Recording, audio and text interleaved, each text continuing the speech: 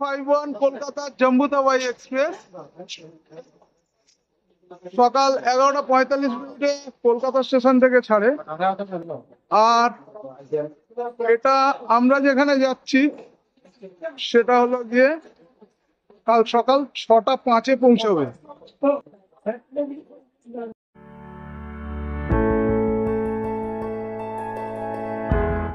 এখনো B1 coach অনেকটাই দূরে, একদম শেষ প্রান্তে। তো যাচ্ছি B1 কোচের দিকে। পেছনে আরো দুজন আছে আর সামনে একজন চলে গেছে এগিয়ে। চারজনে যাচ্ছি। কোথায় যাচ্ছি ভিডিওটা দেখতে থাকুন, জানতে পারবেন। সামনে আরো বাকি আছে।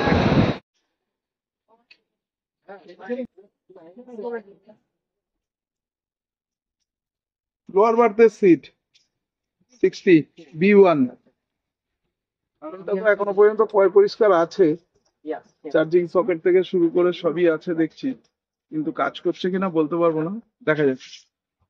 উইন্ডোটা খুব পরিষ্কার আছে। 12:40, 55 মিনিট লেটে ট্রেনটা ছাড়লো কলকাতা স্টেশন থেকে।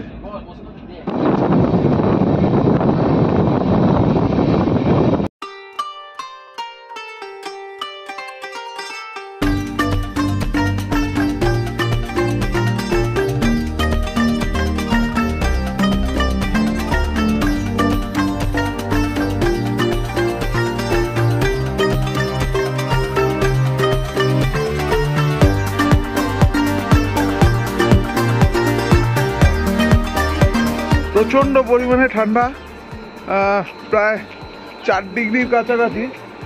বাইরে এত ঠান্ডা যে দাঁড়িয়ে ভালোভাবে কথা বলতে পারছি না। তারপরেও বেরোলাম একটু এক ঝলক।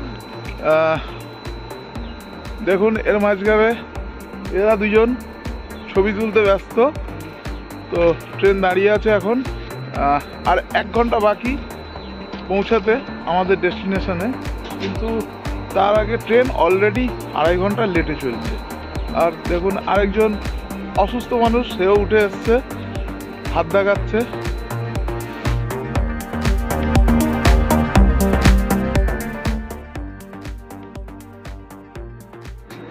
পেছনে দেখতেই পাচ্ছেন গোসাইগঞ্জ স্টেশন। এই যে প্রচণ্ড ঠান্ডার মধ্যেও বেরোলাম একটু। আর মাত্র এখান থেকে আধা ঘন্টা সময় লাগবে। আধা ঘন্টার মধ্যে পৌঁছে যাব আমরা জয় শ্রীরাম অযোধ্যা ধাম। সারাক্ষণ ফোনে ভুলভাল জিনিস দেখে। দেখুন ফোনের মধ্যে ভালো কোনো জিনিস দেখে না, সবসময় উল্টোপাল্টা জিনিস দেখছে।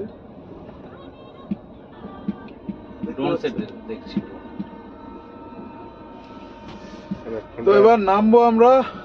তো রেডি হয়ে গেছি, প্রত্যেকে নেমে গেছে। অযোধ্যা ধাম, জয় শ্রীরাম।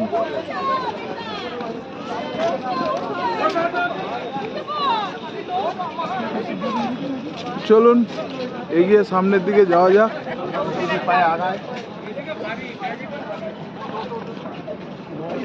এবং আপনাদেরকে দেখাবো যে এখানে আপনারা কিভাবে ভালো থাকবেন। এবার বাইরে বেরোনোর পালা। দেখতে পাচ্ছেন ওই যে সামনে ব্রিজটা ক্রস করলেই আপনার ফুটব্রিজ আছে। ফুটব্রিজ দিয়ে 1 নম্বর প্ল্যাটফর্মের দিকে এই যে এক্সিট লেখা আছে, এই দিক দিয়ে বাইরে চলে আসতে হবে। অলরেডি বাইরে চলে এসেছি। এই অযোধ্যা ধাম স্টেশন, যেটা নতুন করে আবার তৈরি করা হয়েছে খুব সুন্দর করে। আপনাদের ভিডিও শেষে অযোধ্যা ধামের যে 1 নম্বর প্ল্যাটফর্মে সাজানো হয়েছে সেটা দেখাবো। এই দেখুন স্টেশন, আর স্টেশনের পাশেই হলো গিয়ে এই হোটেল রামায়ণা। তো চলুন ভেতরে গিয়ে দেখাই আপনাদেরকে একটু হোটেলটা। এই হলো গিয়ে এখান দিয়ে সিঁড়ি, উপরে উঠলেই রিসেপশন। এই হলো রিসেপশন এরিয়া।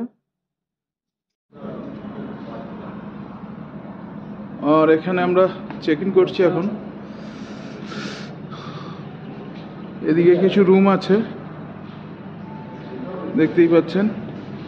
এই হোটেলের ডিটেলসে ভিডিও দেয়া থাকলো ডেসক্রিপশন বক্সের লিঙ্ক, যদি চান আপনারা গিয়ে দেখতে পারেন। তো এখন আমরা চলে যাব ফ্রেশ হয়ে রাম মন্দিরের উদ্দেশ্যে। ফ্রেশ হয়ে বেরিয়ে পড়েছি। বহু প্রতীক্ষিত 500 বছর ধরে নানান আইনি জটিলতা কাটিয়ে আজ রামলালা মন্দিরের সামনে উপস্থিত হতে পেরে।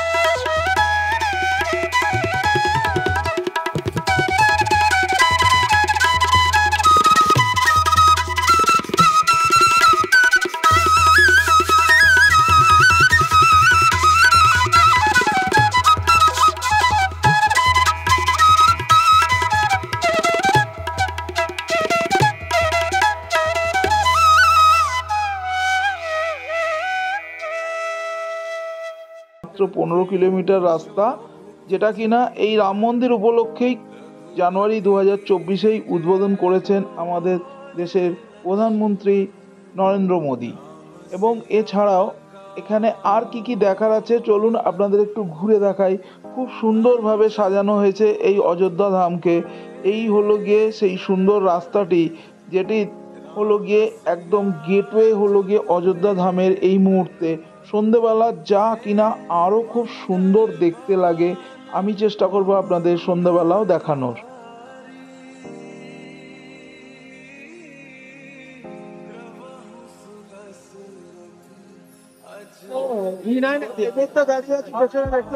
লতা চক বিখ্যাত জায়গা, যেখানে আপনার এলে এই লতা চক একদম মিস করবেন। পাশে আছে আপনার সরয়ূ নদী এবং সেখানে সুন্দর হয়। এই হলো গিয়ে পবিত্র সরয়ূ নদী, যেখানে কথিত আছে শ্রী রামচন্দ্র জলসমাধি নিয়েছিলেন। তো চলুন এই জল একটু স্পর্শ করে নিজের মাথায় ছিটিয়ে নিয়ে নিজেকেও আরো পবিত্র করে তুলি।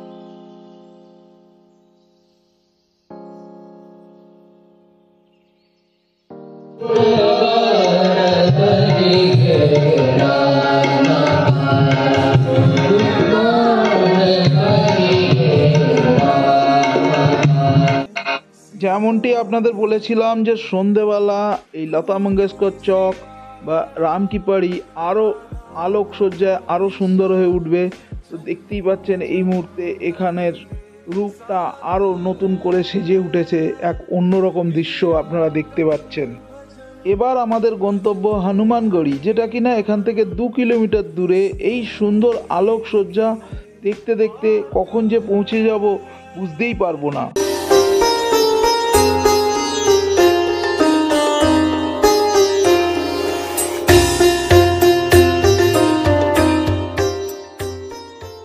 নানান আলোকসজ্জা দেখতে দেখতে পৌঁছে গেছি হনুমানগড়ি।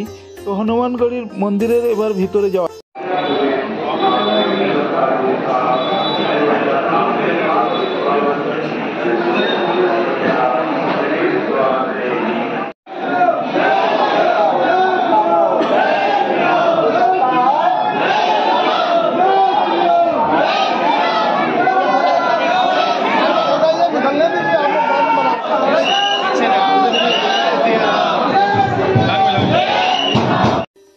সন্ধ্যাবেলা আলোতে আরও সুন্দর লাগছে এই প্রধান ফটক রাম মন্দিরের। এবার বাড়ি ফেরার পালা। এই হলো অযোধ্যা ধাম নবনির্মিত স্টেশন। চলুন ভেতরে ঢুকে আপনাদের একটু দেখাই নতুন স্টেশনে কি কি সুবিধা আছে। এটা পজ করে আপনারা দেখে নিতে পারেন। নতুন স্টেশনে ঢুকলে আপনারা প্রথমে বুঝতেই পারবেন না যে আপনারা কোনো এয়ারপোর্টে ঢুকে পড়েছেন কি না, এবং খুব সুন্দর করে সাজানো হয়েছে চারিদিক। এখানে একটি বিশাল বড় পাথরের কাঠবিড়ালি মূর্তি করা আছে। আপনারা যারা রামায়ণের গল্প জানেন নিশ্চয়ই জানেন যে কাঠবিড়ালির কি ভূমিকা ছিল রাম সেতু তৈরি করবার সময়। এছাড়া পুরো দেখুন, আপনাদেরকে দেখাচ্ছি স্টেশনটা এত সুন্দর করে গড়ে তোলা হয়েছে। আমরা ফেরবার সময়ও কলকাতা জম্মু-তাওয়াই এক্সপ্রেসেই এসছিলাম, কিন্তু বেনারসে আমরা আরও 2 দিন ছিলাম। তো বেনারসের ভিডিও আসতে চলেছে। চ্যানেলটি অবশ্যই সাবস্ক্রাইব করে রাখুন এবং কমেন্ট করে জানান ভিডিওটি ঠিক কেমন লাগবে।